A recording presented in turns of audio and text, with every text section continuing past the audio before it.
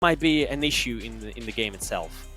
No, I totally agree. I think Olaf is more of like engage. You want kind of engage supports. You want an engage, you know, everywhere else pretty much on the map to make sure that the Olaf can get the setup potential. But Xayah and Heimerdinger want to play front to back. Very quick. And that was huge buff. Okay, problems on the mid lane. And mid lane, Nautilus, ulti, everything coming down. The empowered turret though, in the turnaround. Ezreal actually using the True Sword Barrage in terms of getting that goal. So I think that problem might come to Manga Maracuya top lane engage. Yeah, Shyvana using the ultimate to come in, but it gets recalled back by the Hextech ultimatum. Actually, there was Camille flashing in to try and finish off Shyvana. Wasn't able to finish off the job, unfortunately, and that means that it's the go signal here for International Jobcenter. They were able to get 2 kills, but they look to try and trade back here with the Xayah, using the feathers, using everything that she can, but it is going to be a double kill for the Jax, and it's probably going to try and be more. The feathers fly for Deadly, trying to do enough damage, but the damage is unfortunately not there for Xayah. Flash forward, actually, playing super aggressive, but Nabil there to protect his top laner, and that does mean that Carlos survives. Try to fight for the gorilla. Okay, here comes a fight, another one. Yeah, another one into the jungle. Snorlax is going to be really low on HP here with the Shyvana, and the flank from Patson as well is absolutely huge. Still is able to take the dragon with 4 members around him. The smite was a little bit early there from, I believe it was the Olaf, and Shyvana was able to steal it. So to go in, they will be successful. Just like a suicide thing. Okay. Oh, Mogambo! Come on! He's gonna die 1v1. He's still got it, Josh, even after not playing Wild Rift for quite some time. He's back on the Rift, and he's back again in solo kills. Jobcenter is already on the position. Yeah, they don't have that many wards, so instead they're just going to all group as 5 and all just face check this river. And as you mentioned, it is going to be quite difficult because when you have the Nautilus on one side, when you have the Orianna Shockwave to keep an eye on as well, if a lot of burst damage and the huge engage coming through from the Maokai, they're able to get 1 kill. They're able to get 2 kills onto the Xayah. And Nabil just took so much damage on this Nautilus. Patson flashing forward, trying to secure the kill onto Nabil. Will secure it with the second part of that first ability as Ezreal looking to arcane shift forward to try and trade a little bit of damage. But the wave, the great thing about the T-Hex as well is that it just insta-clears waves in like one ability. As you mentioned, there is a trap though onto the Heimerdinger. The shockwave misses from Josh. He actually tried to use his ability and use his shield on Shyvana, but wasn't able to hit the shockwave and actually trades 1 for 1. So a big misplay here on the Orianna meant that there wasn't as much burst damage on the Heimerdinger, and that does trade 1 for 1, but that does keep the advantage over to Mango. The flash forward on the Maokai is going to dive right into the backline. Does have the survivability though with that Goggle Stone Plate coming on through. The T-Hex just laser raining down on Josh here, doing so much damage, but the siege continues. Yeah, and probably the fight will continue because they're trying to get onto the Shy, and Carlos trying to re-engage onto the guys from Manga Maracuya. Nice twisted ones from Maokai. They are catching Jax. He's gonna fall. 1 extra kill for Manga Maracuya, and they keep the pressure onto Jobcenter. Heimerdinger is just coming. The problem is that Heimer doesn't have stasis yet. I think after second item you must get the stasis. If he had the stasis, he would survive that fight, and he would be on the pressure all the time. And now Manga Maracuya, I'm not sure they can do a lot with this T-Hex, only tier 2 probably, and that's all. Again, engage from Snorlax. Yeah, Snorlax jumping in again with the ultimate. You can use the ultimate so many times. It feels like it's up 24/7 now with the buffs. You know, all you have to do is just kill 2. As we know, yeah, Xayah is other hyper carries on 3 items. The power spike is so huge. So Jobcenter need to be really careful. Twisted Dance again from Maokai. That was so quick. Beautiful engage from Manga Maracuya, and probably Nautilus is going to fall as well. Yeah, got to try and dive all the way here, and actually all the feathers come on through, but maybe the Shyvana can follow up. Oh my god, what happened to Xayah's HP? That was through exhaust as well. Xayah's HP just absolutely evaporated, and it looks like Jobcenter are trying to trade kills back. They do get 1, but it looks like they're not really going to get any more. The turrets from Heimerdinger are doing so much damage. Actually snipes in the river, and there is no way for Jobcenter to go in. And we see how Nabil HP melts in this situation, and they cannot do anything to enter this river. Even has a Quicksilver now in the build just to make sure that he doesn't get hit by any crowd control from like Heimerdinger, the Maokai as well. The Elder Dragon is down to 4,000 health. They are just baiting it out for the moment, but this is where Jobcenter can look to try and get forward and try getting a game. Snorlax actually goes in so early, but still delays the Elder Dragon. It's absolutely huge here for Jobcenter. The Shyvana jumps in so damn early, but they get a team wipe ace and they're probably going to finish the game. There's a minion wave in bot lane. The pings are coming on through, and just like that, the game turns on its head, and Jobcenter just running it down mid, trying to end this game as fast as possible. That's unbelievable, Stu. That's unbelievable what just happened. I cannot believe it. It's impossible. Like, Mango Maracuya, it felt like they didn't know what to do exactly. They didn't have the vision. They didn't have the complete picture of the situation, and they saw that Jobcenter, they turned onto the side lane to enter not from mid lane but from the side to make it. Probably Jobcenter thought like, okay, the turrets from Heimerdinger probably stand around the mid lane and they wanted to enter from another angle, and I don't know, like Mango Maracuya weren't prepared for that. They needed to either drop the Drake and just push mid lane, they tried to make more, you know, aggressive moves, individual plays, and Mango Maracuya, for me, feels a bit more team oriented, you know, stack. So now they choose this way. So they go for Chen, for Galio. So they have Chen is normally down to split pushing and trying to use the ultimate as more utility, and you know, using the stun like from the third ability. Yeah, the problem that Patterson now, he tries to trade and now it works, but soon it will stop working, maybe even sooner than we think, and Carl's probably gonna 1v1 Patterson 1 HP, trying to flash away, and he dies first blood for the team Jobcenter, but Mango Maracuya managed to take the revenge. Yeah, as you mentioned, the trades are in terms of snowballing the game.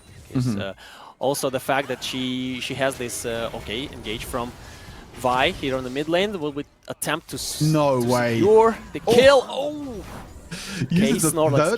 Uses the third ability in the end, uses the it happened a few times in the last game. It looks like he might get caught again. The shockwave's really huge to try and knock the Jace away, but a flash on through from the Galio. The shield actually coming on through from the Orianna as well, and it does mean that the build's going to be so low. Does get finished off in the end by Patterson. The ultimate comes on through, and he actually used the ultimate right on top of the Olaf, so I thought he was actually going to die in the end. The rest of Mango want to try and stop this dragon from being taken, but I think they already have the priority in the spot side with Jash pushing on in, so that's going to be pushed on in, and Bessa are actually going to be looking to try and go towards the dragon here, but it does get taken away, but the fight comes on through anyway, and Bessa actually baiting the ultimate into the end, thought it was going to go on to Nautilus, but instead went on to the Orianna, but maybe went a little bit too far. The shockwave comes in, the Galio ulti tries to stop it, but it doesn't do anything at all. A 1-for-1 trade overall though, and Bessa and the Vi dying. What's going to happen in bot lane? There's an engage from Jobcenter.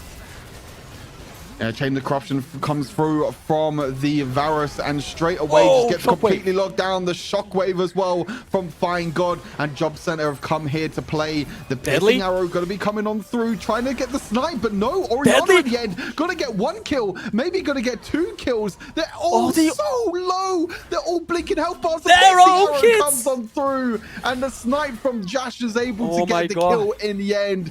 Everyone is so damn low. The flash comes on through, but the Shen ulti from Patterson. Going to be trying to dash over the wall to get another kill here onto the Vi. Not going to be able to follow up.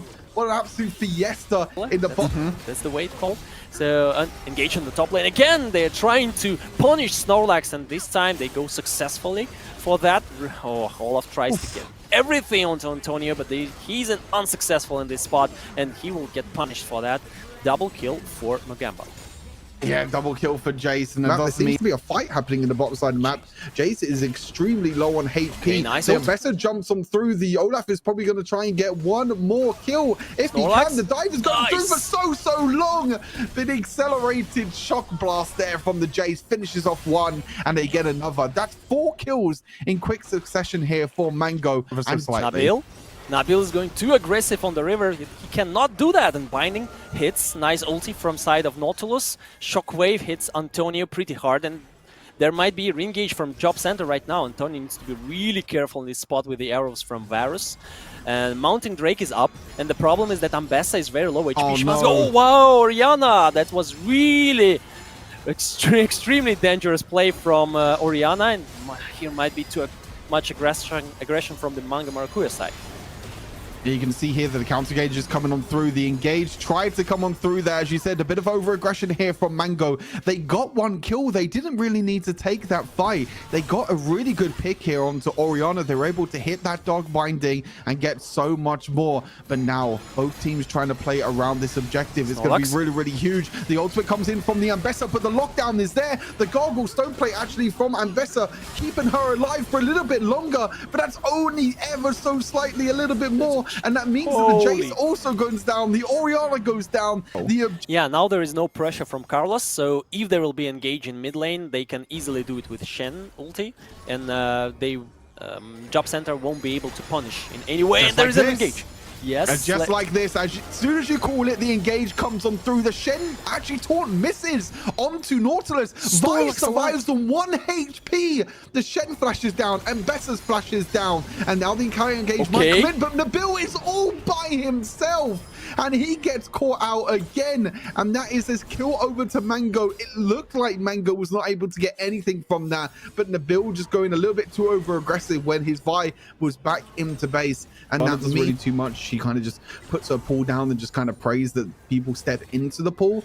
But I thought with the kind of composition that they have with like the Black Shield, Galio ultimate, that this Ambessa can play more of a damage build and you know, give the rest of the team time to actually look for something. But the gauge is coming on through. Nice Great stasis there from the Morgana, and also the flash away as well. The shockwave actually misses, and that means that Morgana was able to get a kill onto the backline. And this is a go signal now for Mango. The Ambessa gets a reset, gets 1 kill, is able to get 2 as well. That's the jungler is down for the side of Jobcenter, and that means it gives you defensive capabilities against both physical and magic damage. Which are they is really doing nice. this?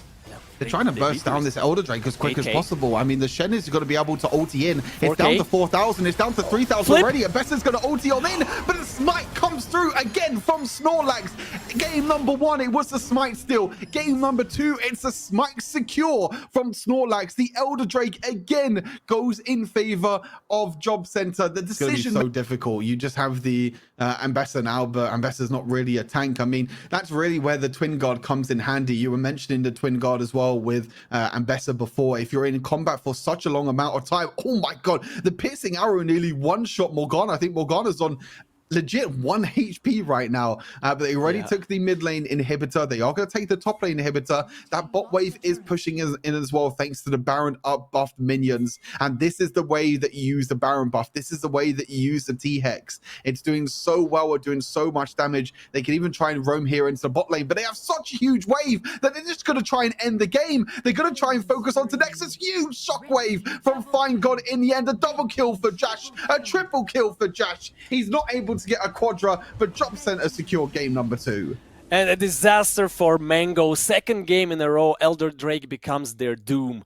And I don't know why they didn't make any control on the river, because they were there. They took the control over the map at some point.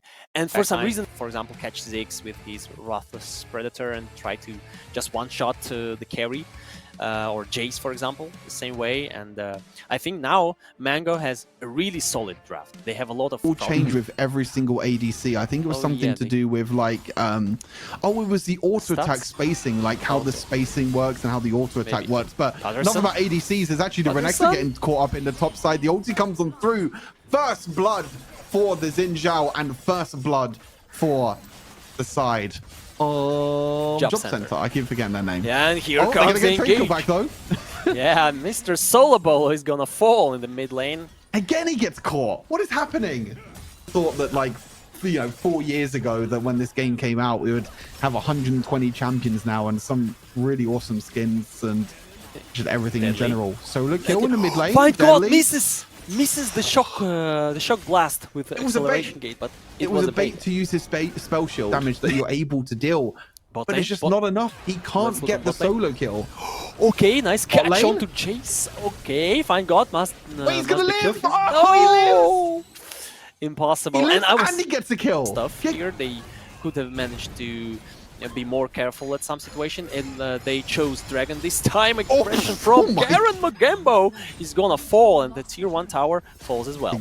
All your Magi stacks are gone. The unfortunate thing is I don't think you can actually see the Magi stacks and how many you have. I mean, Ziggs hasn't gotten any takedowns yet, unfortunately, but yeah, Garen is 1v4 as you mentioned, but actually going to be able to take a kill in a 1 versus 5, able to trade 1 for 1, and this whole time the Baron gets taken. The distraction in the end from Garen.